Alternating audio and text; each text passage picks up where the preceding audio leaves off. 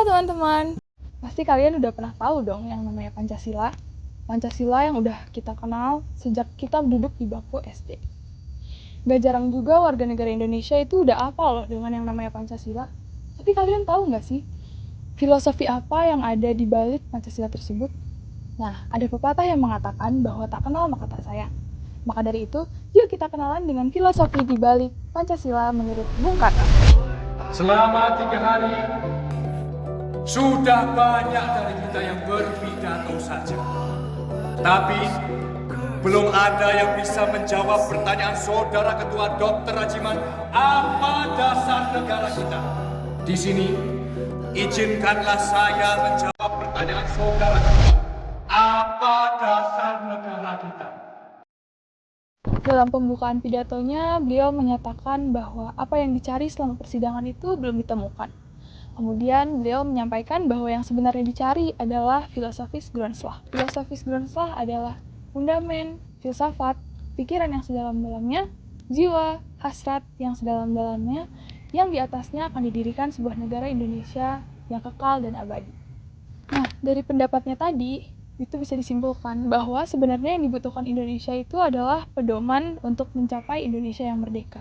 Dengan kata lain, Indonesia itu butuh suatu pegangan gitu untuk melakukan kehidupan sehari-hari untuk mencapai Indonesia yang merdeka dan sejahtera. Setelah beliau menyampaikan opininya, beliau akhirnya menyampaikan pemikiran-pemikirannya tentang Pancasila, yaitu pedoman-pedoman hidup yang bisa kita pakai dalam kehidupan sehari-hari. Untuk sila yang pertama, Bapak Soekarno menyelaraskan pandangan kita tentang tujuan didirikannya suatu negara. Beliau melontarkan pertanyaan, untuk apa sih kita mendirikan suatu negara? Bapak Soekarno menegaskan bahwa tujuannya didirikan suatu negara itu bukan untuk satu orang ataupun suatu golongan. Tapi kita harus menerapkan prinsip semua buat semua. Di mana dalam mewujudkan hal itu, kita perlu selaras dengan suatu pandangan, yaitu nasionalisme. Nasionalisme adalah paham dan sikap yang menunjukkan kesetiaan dan pengabdian kepada bangsa dan negara. Namun, dalam penerapannya, Bapak Soekarno juga menjelaskan bahwa nasionalisme perlu diterapkan sesuai dengan porsinya. Hal ini untuk menghindari adanya paham chauvinisme, di mana paham tersebut memandang bahwa negara kita adalah negara yang paling benar. Padahal dalam penerapannya, kita perlu berinteraksi dengan negara-negara lain. Nah, ini juga menyambung dengan poin yang kedua yang disampaikan oleh Bapak Soekarno, yaitu internasionalisme. Dalam poin yang ketiga ini, kita diajak untuk jelas balik tentang apa yang disampaikan oleh Bapak Soekarno di awal pidatonya, yaitu prinsip semua buat semua. Untuk mencapai prinsip tersebut, perlu adanya mufakat, di mana dengan adanya mufakat, kita bisa mencapai kesepakatan antara yang melaksanakannya. Jadi, poin ketiga dalam rumusan Pancasila Bapak Soekarno adalah mufakat.